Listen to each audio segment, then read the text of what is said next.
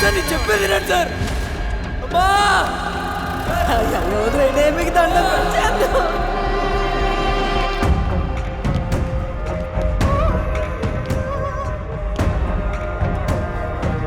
ఇది complaint. FIR file చేయండి. Sections చెప్తాను, రాసుకోండి. Section 366A, procuration of a minor girl.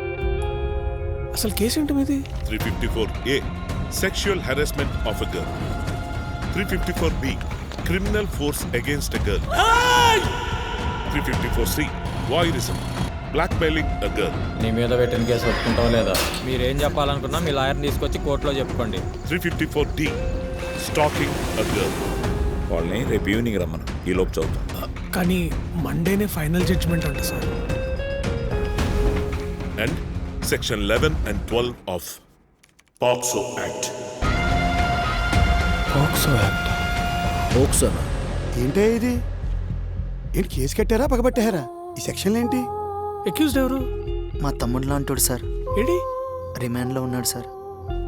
అది కాదు, బెయిల్ వస్తుంది కదా. రాలేదు సార్, 78 రోజుల నుంచి రిమాండ్లోనే ఉన్నాడు.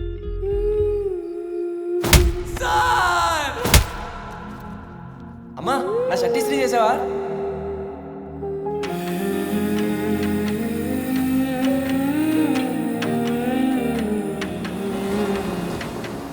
వాడి జీవితం నాశనం చేయద్దయ్యా.